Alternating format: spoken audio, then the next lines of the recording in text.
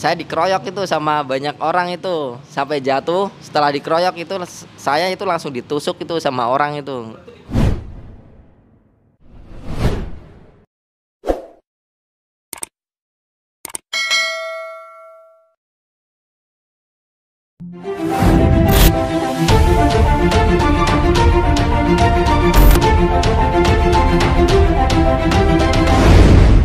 Perkenalkan, nama saya Tritus Rianto, biasa dipanggil dengan nama Titus. Saya berasal asli dari Jepara sendiri. Awal mula saya ya sebelum menjalani di dunia otomotif ini, saya berasal ya awal mulanya saya itu supir lah. Dari supir itu dulu kan saya pernah ikut sama orang tua ya, ikut di mebel, ikut jadi supir buat ambil-ambil barang-barang mebel. Setelah saya dulu menjadi supir itu saya ya sering main keluar-keluar. Terus di jalan raya itu saya sering lihat itu banyak yang balap-balap liar gitu. Terus saya pas itu diadang itu sama para pembalap-pembalap liar itu. Habis dari situ saya turun dari mobil dan saya ikut lihat, kok seru banget itu balapan, rame. Lah habis setelah itu kan saya melihat wah banyak anak-anak yang pada balap liar itu pada setat. Terus saya lihat ada yang jumping, ada yang pokoknya berbagi skill lah itu yang mereka keluarkan itu para pembalap-pembalapnya. Nah, setelah itu saya itu terobsesi dari para pembalap liar itu. Saya pas waktu itu masih ya sekolah sambil kerja dikit itu ikut-ikut kakak nyupir kemana pas waktu ngisi pas ketika libur-liburan itu. Nah, setelah itu saya ikut tiap malam Minggu, malam Jumat saya pergi malam-malam ya di jalanan lihat-lihat anak balap liar. Terus saya ikut-ikutan itu tiap malam Minggu saya ikut balap liar. Terus lihat caranya itu bagaimana, setat itu gimana. Dan dari setelah saya mengetahui skill dan cara-cara untuk balap itu, saya terobsesi itu jadi seorang joki dulu lah Mas. Lah itu pas saya jadi seorang joki saya sering lah itu ikut liaran, sering ikut taruhan. Lah setelah saya sering taruhan ya kadang menang kadang kalah. Ya taruhannya zaman dulu ya nggak begitu banyak Mas. Zaman dahulu ya paling 300, 500, 1 juta, 3 juta, ya paling tinggi entah 10 juta itu udah banyak banget dulu Mas. Habis setelah itu saya pas terakhir kali dari balap liar itu saya itu pernah main Mas, pernah main pas ikut balap liar itu. Saya ya nggak tahu lah itu udah takdir atau gimana Mas. Dari itu saya kan pas lagi main, setelah main saya menang. Habis menang tiba-tiba itu ada seorang teman ya Mas di finish itu yang katakannya bawa uang buat taruhan. Lah ketika saya menang itu yang dari pihak lawannya tidak mau untuk ngasih uangnya itu dan nggak mau mengakui kekalahannya. Uangnya disita. Teman saya itu mau hampir aja Mas, hampir digorok lah, udah ditaruhin peso itu di lehernya. Saya dikasih tahu itu sama teman-teman, itu temen kamu mau digorok sama orang yang di finish. Terus saya balik lagi Mas, saya balik ya yang orang mau gorok itu saya bilang, Mas kalau balapan ya balapan, kalah menang, kalau kalah ya kalau sampean mau revan ya revan saja. Nah, terus orang itu tiba-tiba deketin saya. Habis deketin saya itu saya ya berantem sama itu orangnya nggak terima Mas itu. Habis itu setelah itu kok saya dikeroyok itu sama banyak orang itu sampai jatuh. Setelah dikeroyok itu saya itu langsung ditusuk itu sama orang itu. Nah setelah dikerumunin yang nusuk saya itu, saya kan punya teman Mas, teman saya dari jauh bawa motor itu, orangnya yang nusuk saya itu langsung itu nabrak pakai motornya. Setelah itu orangnya yang habis nusuk itu melarikan diri, nggak tahu sampai sekarang itu orangnya Mas. Tahu mas, masih ingat orangnya yang nusuk saya itu. Setelah dari itu saya udah nggak diperbolehin lagi mas buat balap itu. Terus itu habis itu saya ikut lah mebel lagi, ikut di dunia ya di furniture lah sama orang tua dulu. Ya kadang nyetir, kadang ikut finishing itu dulu pernah juga mas. Yang paling ya agak gimana dulu lah, saya pernah ikut kerja cuci motor, mobil dulu pernah mas. Sehari itu dulu pernah itu dapat ya 2.000-3.000 rupiah itu sehari pernah mas saya zaman dulu itu. Ya tapi alhamdulillah syukur-syukur buat banyak pengalaman lah dari hal-hal itu ya, masa lalu itu.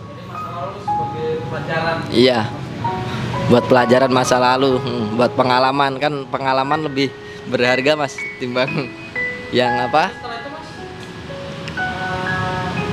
sepeningkat lagi bangun lagi.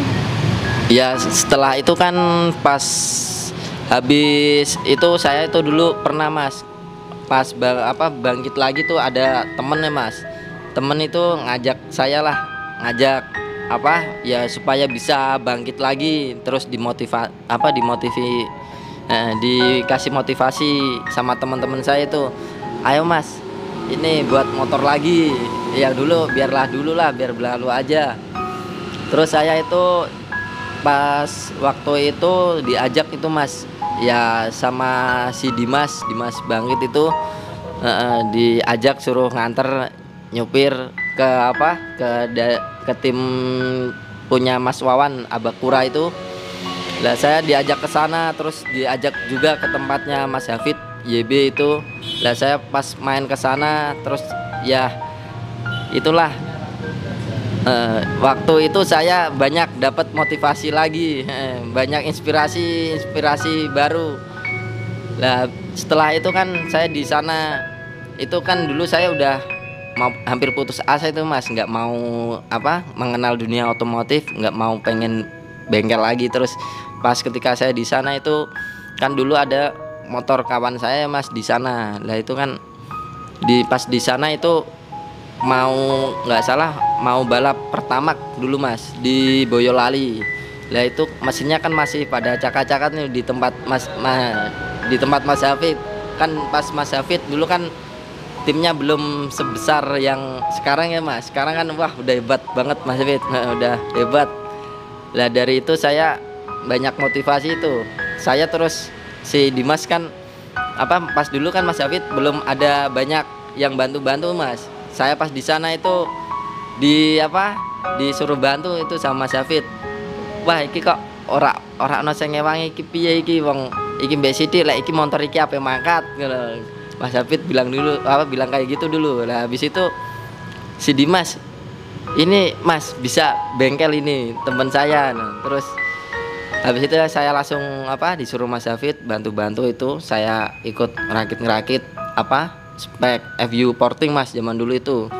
Lah habis itu saya ikut ngerakit di sana, bantu habis itu buat balap itu di Boyolali itu. Terus ke tempat Mas Wawan juga saya ke sana, banyak dikasih motivasi sama Mas Wawan lah, dikasih tahu pencerahan ya yang membutuhkan kamu itu banyak lah, terus kamu harus bangkit lagi, harus belajar lagi, harus mau belajar lagi. Yang dulu biarlah dulu, udah nggak usah diingat yang masa lalu itu. Ketika kamu waktu balap liar atau trauma kamu itu dihilangin aja. Yang pokoknya membutuhkan kamu itu banyak. Kamu harus bisa lagi, disupport sama teman-teman itu. Setelah itu saya mau bangkit lagi itu, saya banyak ya ketika saya main-main ke sana lah, sering main ke sana, terus banyak motivasi dan banyak banyak itu mas pokoknya ya, banyak pembelajaran baru lah di sana. Terus habis setelah itu saya kan bengkel kan masih baru belajar, tapi saya pengen bisa bersaing lah sama yang lain yang lebih pintar, senior. Tapi saya tidak mempersaingkan sama yang lain. Saya pengennya itu ya ya bersatu semua lah mas. Kalau bisa sama mekanik-mekanik lain ini sharing-sharing bersama itu lebih bagus ketimbang daripada kita musuh-musuhan saling menjatuhkan, kan nggak bagus itu mas. Lebih baik kan saling kerjasama, kan entah itu kan rezeki kan, kalau rezeki kan udah ada yang ngatur itu mas. Intinya saya itu nggak takut tersaingi, intinya kayak gitu. Nggak takut gagal, nggak pengen menyerah lagi, nggak pengen putus asa. Dan awal mulai bangun lagi itu apa? Awal mula itu ketika tahun sekitar 2017 sampai ini mas, baru mas.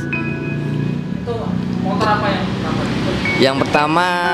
Yang pertama yaitu Satria View. Dulu kan saya punya mas satu motor itu saya itu saya diemin, nggak mau saya pegang-pegang lagi, soalnya kan masih ada trauma gimana gitu yang dulu itu. Setelah itu saya diajak sama si Dimas terus sama kakaknya si Dimas SPX gitu. Itu saya diajak suruh suruh ngerakit lagi. Nah, kata si Dimas, ayo mas, motornya dibangun lagi, ntar saya yang setting, kata si Dimas gitu.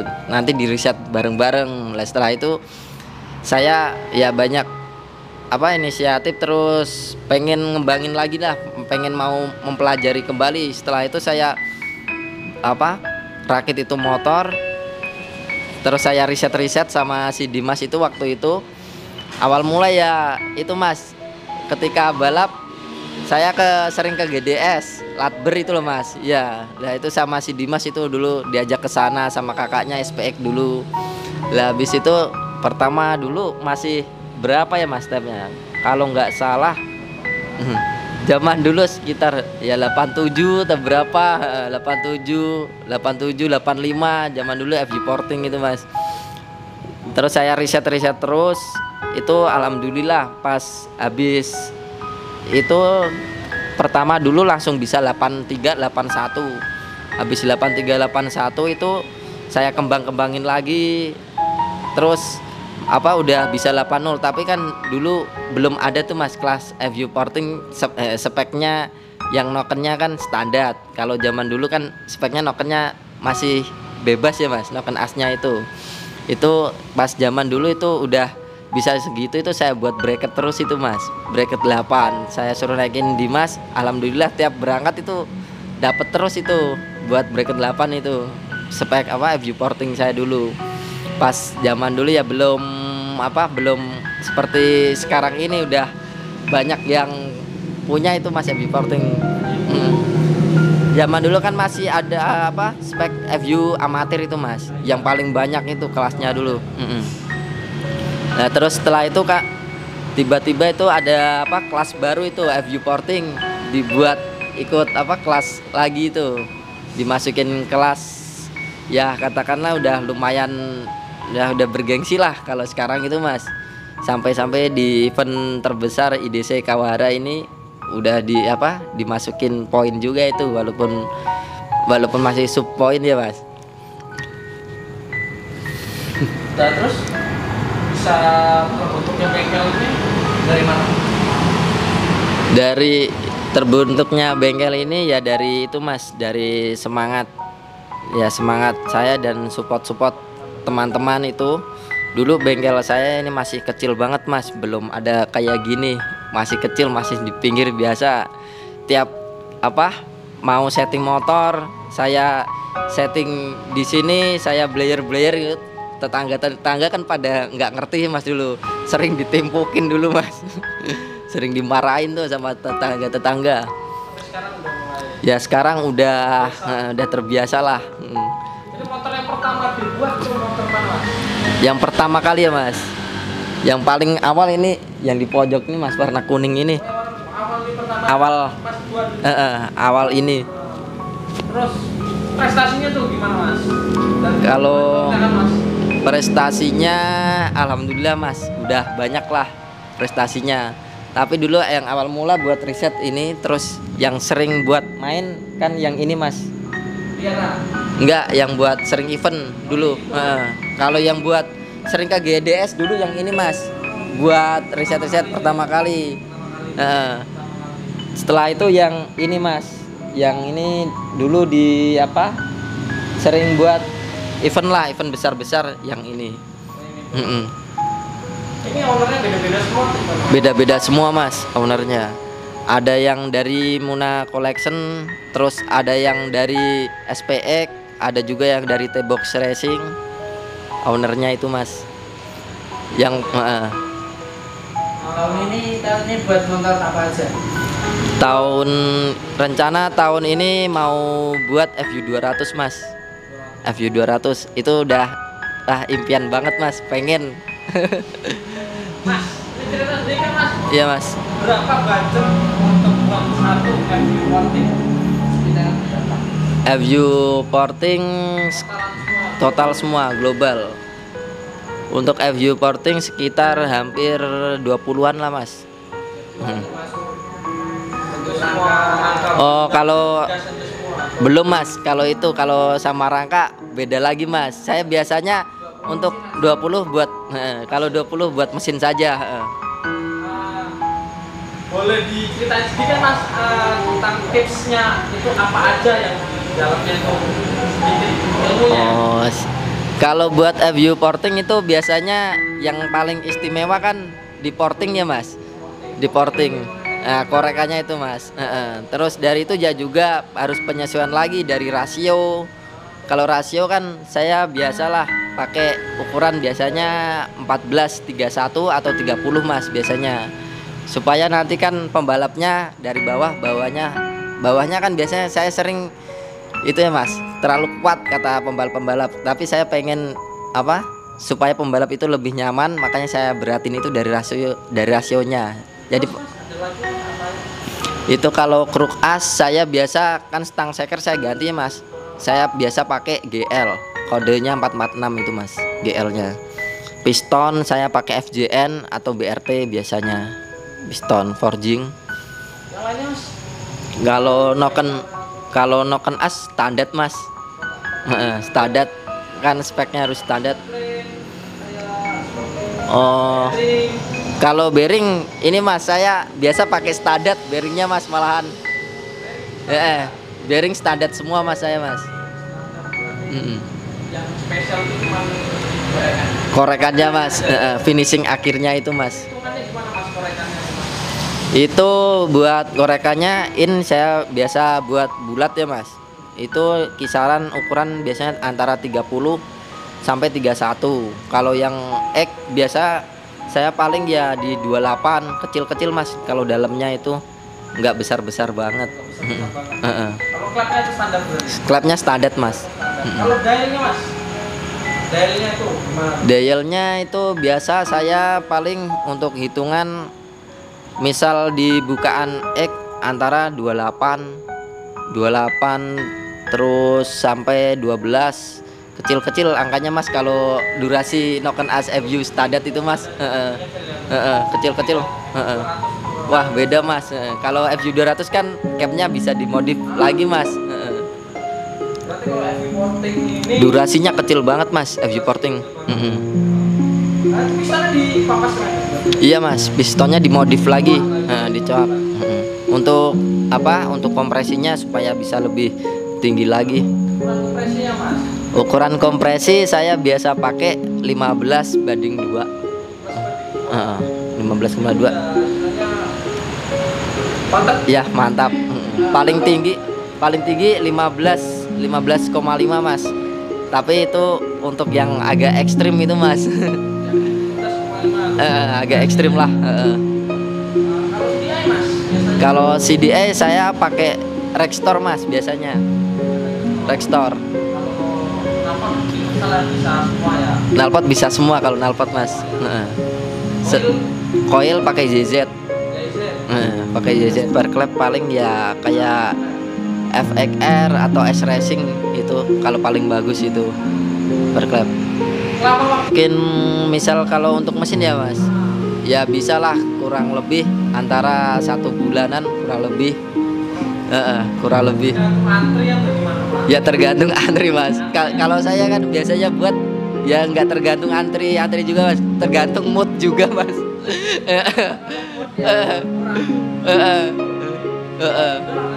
Nanti aja. Kalau lagi mood kan enak tuh mas ngerjainnya. Kalau misalnya lagi gak mood ya saya tinggal tuh pergi jalan-jalan, muncak naik gunung atau kemana, refreshing. Pakai bensol saya mas. Ya. Terus untuk MU4 ini temnya jamin berapa mas? Kalau tem biasanya saya masih 78 79 lah mas. Nah, 78 79 itu alhamdulillah udah bisa bersaing. Tapi kan sekarang kita riset lagi, pengen ya bisa lebih baik lagi ya mas. Dulu pernah itu di IDC Kawahara yang seri pertama itu base tempnya 77 dulu mas. 77 IDC itu mas. Dulu pernah itu mas riset. Dulu pernah temnya itu pernah 75 76 itu pernah mas. Tapi kendalanya saya dulu campnya itu sering patah itu mas, campnya. Habis itu kan riset lagi kan butuh waktu lagi tuh mas. Nyari lagi. Dulu pernah setting GDS ya, itu pernah 76 dulu. 76. Tapi campnya sering patah. Kalau untuk suka dukanya mas selama jadi mekanik ini mas, apa nih mas? Wah, kalau suka dukanya itu mas, wah banyak mas. Kalau suka dukanya itu mas, kalau di Jepara sini kan itu mas terkendala sama tukang bubut lah mas biasanya. Jauh-jauh tukang bubut di sini mas. Beda lagi kalau di sana-sana kan dekat semua mas. Jadinya kan juga settingnya ya susah banget kalau di sini, jauh lokasinya. Kalau paling bagus kan kalau di sini pengen riset bisa maksimal kan ya lumayan jauh mas ke GDS itu bisa bagus lebih maksimal. Yang ada tempernya. Kalau di sini ya paling di jalan biasa gitu mas, cari tempat sepi yang jauh dari lingkungan warga biar kagak diomelin warga juga mas. Kalau tanya sedikit mas, mekanik idolanya mas itu apa, siapa sih? Mekanik idola saya itu Mas Wawan sama Om Yusron mas. Sama Om Yusron. Apa yang masih lihat dari mereka?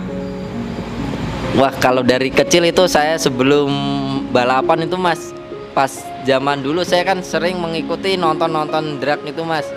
Saya pas belum ngerti lah di dunia otomotif, tapi saya suka nonton aja itu. Pas dulu motornya kan kenceng banget itu mas. Terus ya saya lihat ya orangnya baik, terus ramah, itu dari Mas Wawan dan Om Yusron itu mas. Orang itu ya termasuk senior mas juga ya? Iya, senior mas. Kalau untuk pembalap wah paling hebat saya lihat ya, pembalap hebat semua mas, tapi saya paling suka ya kayak Pak Eko, terus pembalap saya itu Dimas itu saya suka, terus Mas Pendol itu saya suka banget itu. Itu ya nggak di waktu pertanyaan mas ya. Kalau Mas Pendol itu mah ke depannya ini pengennya saya ya ini mas, kalau bisa bersaing lah sama tim-tim besar, walaupun kita masih tim-tim kecil tapi ya pengen bisa bersaing lah. Harapan kedepannya untuk di Jepara ini ya mas, inginlah dikasih fasilitas lah untuk para pecinta otomotif di Jepara. Ya seperti dibuatkan sirkuit lah mas, pengennya itu. Dari dulu kan itu banyak wacana ya mas, katanya dari bapak-bapak bupati dulu itu udah sering banget mau dibuatin sirkuit, tapi sampai sekarang ini masih wacana terus. Harapan anak-anak Jepara itu pengen banget loh mas, punyalah sirkuit tersendiri. Pasti mas kalau di Jepara itu punya sirkuit tersendiri ya, insya Allah lah ya, untuk mengurangi dampak dari balap liar itu sendiri. Terus ya ada wadahnya sendiri lah mas untuk para pecinta otomotif di Jepara ini. Saran-saran saya untuk mekanik-mekanik pemula, yang penting jangan mudah menyerah, jangan mudah putus asa untuk mengembangkan dan untuk belajar lebih baik lagi. Semuanya emang kan butuh proses ya Mas. Tidak ada yang instan. Tidak ada yang instan. Ya harus bisa berkembang dan lebih baik lagi. Kalau misalnya untuk anak racing Mas, Pokoknya gaspol terus 201 meternya.